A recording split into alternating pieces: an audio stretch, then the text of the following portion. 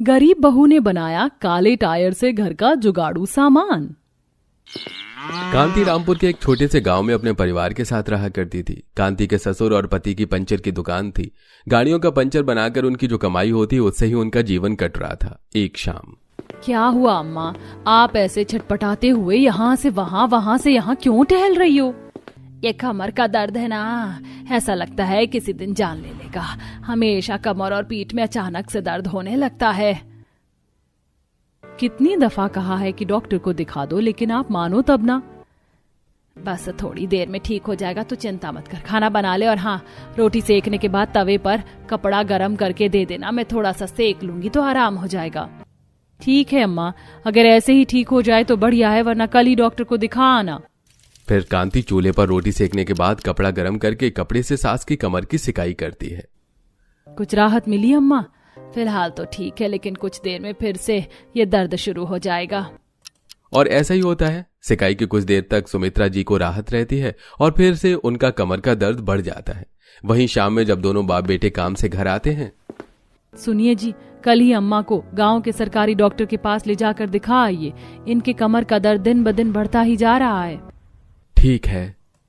वही रात भर सुमित्रा जी कमर के दर्द से सो नहीं पाती और अगले दिन जयेश उन्हें डॉक्टर के पास ले जाता है। क्या आप जमीन पर सोती हो? हाँ जी डॉक्टर साहब, और कहाँ ही सोएंगे, घर में बेड नहीं है ना। जयेश, जमीन पर सोने के कारण माताजी को जमीन की सिट लगती है, यही उनके दर्द का कारण है। हो सके तो आप इनके गर्म बेल्ट लाकर दीजिएगा, इससे राहत मिलेगी। और हाँ, जितनी जल्दी हो सके बेड खरीद लो, एक माताजी के लिए, वरना इनके कमर का दर्द बढ़ता ही जाएगा। क्या पता परेशानी और गंभीर बीमारी बन जाए। ये सुनकर जयेश और सुमित्रा दोनों चिंता में आ जाते हैं। जयेश साइकिल पर बिठाकर अपनी माँ को घर ले आता है। डॉक्टर ने कहा है कि माँ को जमीन की सिट लगती है, जिसकी वजह से उनके कमर और पीठ में दर्द रहता है। अगर हमने उनके लिए गर्म बेल्ट और बेड नहीं लाया तो ये गंभीर बीमारी भी बन सकता है। ये तो बड़ी समस्या है। केवल गर्म बेल्ट लाने में ही 2 से 3 हजार रुपए लगेंगे और बेड बनवाने में तो 20 से 30 हजार का खर्चा, और इतनी तो हमारे महीने और साल भर की बचत नहीं है। समझ ही नहीं आ रहा कि क्या करूं। ऐसे रोजाना कांति अपनी सास को दर्द से कराते देखती है और उससे अपनी सास का कमर दर्द देखा नहीं जाता। वो सास की खूब सेवा में लगी रहती है ताकि उनकी तकलीफ कम रहे। एक दिन पूरी रात सुमित्रा जी दर्द के कारण सो नहीं पाती और ये देख कांति बहुत परेशान होती है।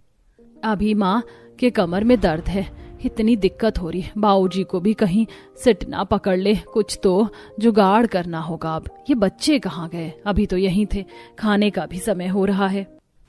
कांति बाहर बच्चों को बुलाने जाती है तो वो देखती है कि बच्चे बड़े बड़े टायर से खेल रहे हैं। बच्चों, ये टायर कहाँ से ले आए? माँ, पापा ने दिए। ये टायर खराब हो गए थे ना, तो हमने खेलने के लिए पापा से मांग लिया। देखो कितना मजा आ रहा है टायर से खेलने में। मैं तो इसका घर बनाकर इसमें ही छुप जाऊंगी, फिर भैया मुझे ढूंढ ही नहीं पाएंगे, इतने सारे बड़े बड़े गाड़ियों के टायर के बीच में। नव्या की बात सुनकर कांति कुछ सोच में पड़ जाती है। अच्छा चलो, खाना खाओ, बाद में खेलना। कांति बच्चों को घर में ले आती है और पति की दुकान पर खाना लेकर जाती है। अजी खाना खा लीजिए, बाबूजी आप भी। और सुनिए ना, आज जो बच्चों को इतने बड़े टायर दिए हैं, और टायर हैं क्या? तुम टायर का क्या करोगी? हो तो दे दो। हाँ बहू, ये देख, ये खराब पड़े हुए हैं, लेते जा जो चाहिए। फिर बहू दुकान के पास ही पड़े एक खराब ठेले पर सारे टायर रखकर घर ले आती है। बहू ये क्या है? तुम इनका क्या करोगी? इतने सारे टायर हैं। आपके लिए बेड तैयार करूंगी माँ जी। टायर से कैसे बेड बनेगा? हम जब छोटे थे तो स्कूल में बेस्ट आउट ऑफ वेस्ट सिखाया जाता था और मैं इसमें काफी माहिर थी, लेकिन अब शादी के बाद पति बच्चे और गृहस्थी में लगने के कारण कभी इन सब जुगाड़ का ध्यान ही नहीं आया। अब देखो कैसे मैं आपके लिए इससे बेड तैयार करती हूँ, फिर आपके कमर और पीठ दर्द की परेशानी हमेशा के लिए खत्म हो जाएगी। जिसके बाद कांति सारे टायर को जमीन पर एक दूसरे से चिपकाकर डबल करके रखती है और उन्हें आपस में बांधकर जोड़कर बेड तैयार करती है और टायर के सारे ट्यूब निकालकर उन्हें काट कर आपस में जोड़कर उसके ऊपर का गद्दा तैयार करती है। माँ जी ये देखिए मैंने आपके लिए क्या बनाया है। अरे वाह मम्मी, ये तो काफी सॉफ्ट है। इस पे उछलने में कितना मजा आ रहा है। हाँ मम्मी, सच में इस पे तो उछलने में बहुत मजा आ रहा है, जैसे स्पॉन्ज हो। अच्छा अब हटो यहाँ से और दादी को लेटने दो। दादी की तबीयत ठीक नहीं रहती है ना, और जमीन पर बैठने और सोने से और तबीयत खराब होती है। माँ जी आप इस पे लेट जाइए। अब सुमित्रा जी बेड पर लेटकर देखती हैं। बहू ये तो वाकई काफी आरामदायक है। इस पे लेटने में तो बाजार वाले बेड और गद्दे से ज्यादा आराम मिल रहा है। लग ही नहीं रहा है कि तूने अपने जुगाड़ से तैयार किया है। शुक्रिया माँ जी, अब आप और बाबूजी इसी पर लेटना। मम्मी अब हम भी दादी दादू के पास इसी बेड पर सोएंगे। नहीं बेटा, अगर तुम भी उस पे सोओगे तो दादी दादू को जगह ही नहीं मिलेगी और फिर बहुत ज्यादा कंजेस्टेड हो जाएगा। आप हमारे साथ ही सोना। वहीं शाम में जब जीवन और जयेश भी जी घर आते हैं, बहू का बनाया टायर का जुगाड़ू बेड देखकर बहुत खुश होते हैं। तुमने तो कमाल ही कर दिया भाग्यवान, कोई सोच ही नहीं सकता कि टायर का भी बेड बनाया जा सकता है। मानना पड़ेगा तुम्हारी जुगाड़ को। यह तो बड़ा आरामदायक है। क्यों भाग्यवान, मजा आ रहा है ना नए बेड पर सोने में? आप तो और हो, जब देखो तब फिर की लेते हो। दर्द हो रहा है वो नहीं देखते। माँ जी चिंता ना करो, अब जल्दी ही आपकी परेशानी दूर हो जाएगी। फिर सभी खाना खाते हैं और कांति सबके लिए जमीन पर बिस्तर लगाती है। मम्मी मैं जमीन पर नहीं सोऊंगी, मैं तो दादी और दादू के पास ही सोऊंगी बेड पर। मम्मी मैं भी दादू के पास ही सोऊंगा, जमीन पर नहीं, बेड पर ज्यादा आराम मिलता है। बेटा दादी को कमर की प्रॉब्लम है ना, आप साथ सोगे तो परेशानी होगी। बेड इतना बड़ा नहीं है कि 4 लोग आराम से सो सके। आप हमारे पास सो जाओ, बदले में जो बोलोगे मैं वो कर दूंगी। पक्का? पक्का, अब सो जाओ।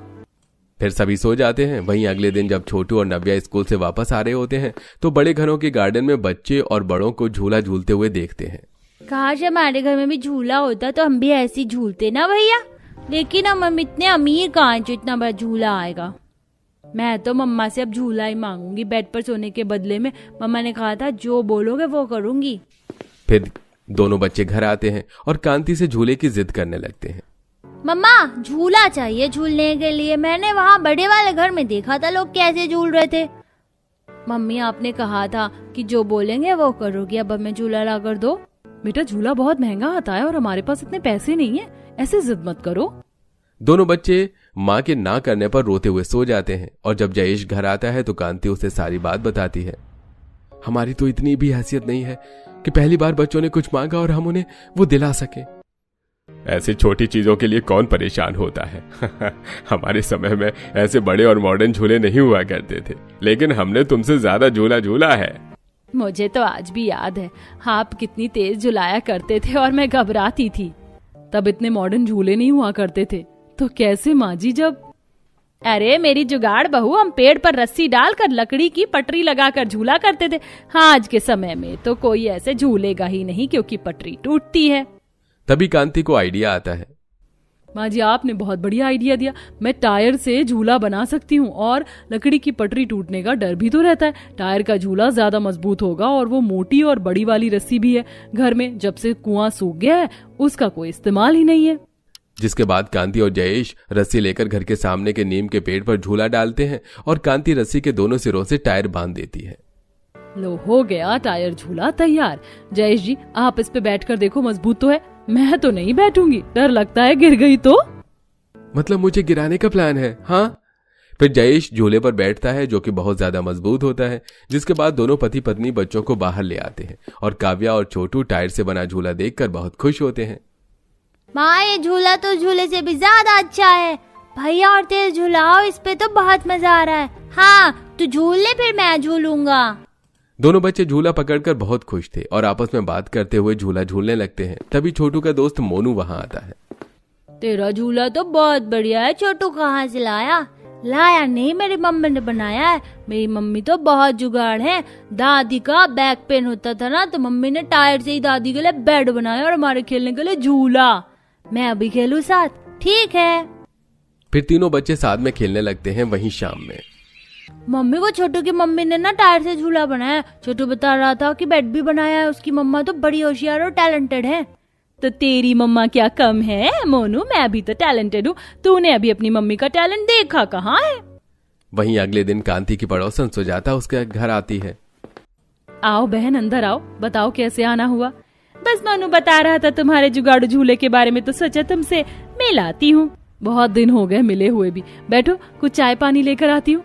वो सब तो ठीक है लेकिन बैठो कहाँ? ये जमीन में? माफ करना कांति, लेकिन मैं जमीन से जुड़ी भले ही हूँ लेकिन जमीन में बैठने की आदत नहीं। और देखो ना तुम्हारा घर भी कितना बिखरा हुआ है।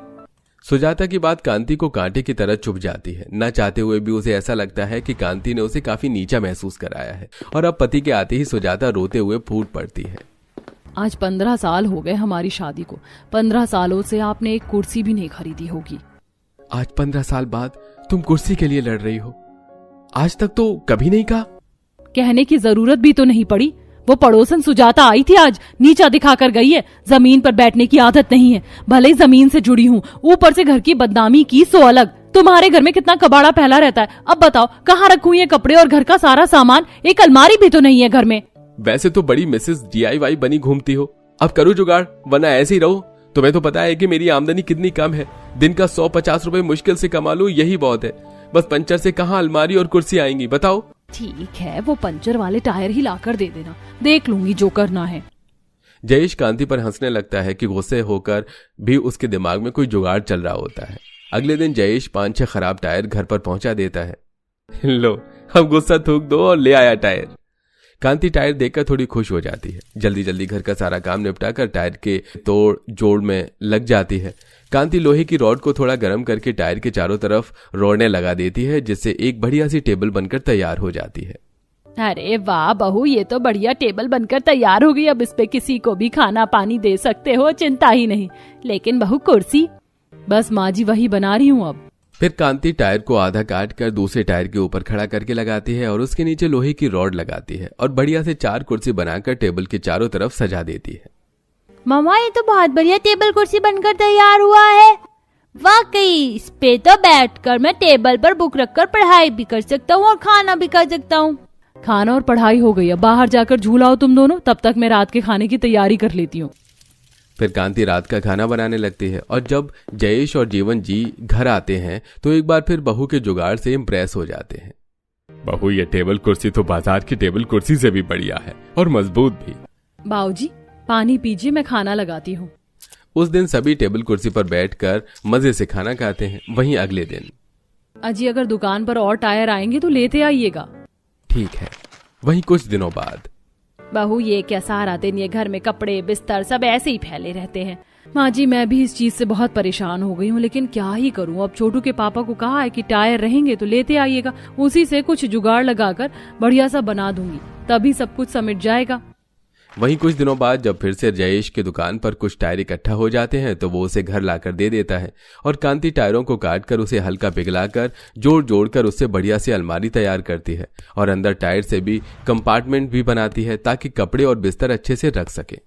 बढ़िया, ये अलमारी तो बनकर तैयार हो गई बिना किसी इन्वेस्टमेंट के। अब जल्दी से सारे कपड़े और बिस्तर समेट कर इसमें रख देती हूँ और घर भी व्यवस्थित लगेगा। फिर कांति जल्दी जल्दी सारे कपड़े और बिस्तर अलमारी में सजा देती है। बहू ये अलमारी में सारे कपड़े और बिस्तर रखने के बाद तो हमारे घर में ढेर सारी जगह हो गई है। ऐसा लग ही नहीं रहा कि ये हमारा घर है। वहीं शाम में जब जयेश घर आता है, बाबूजी हम किसी और घर में तो नहीं आ गए? अरे नहीं बुद्धू, ये तो हमारा ही घर है। आपने जो टायर लाकर दिए थे इस बार मैंने उससे अलमारी बनाई है और उसी में सारा सामान सजा दिया और घर एकदम व्यवस्थित हो गया।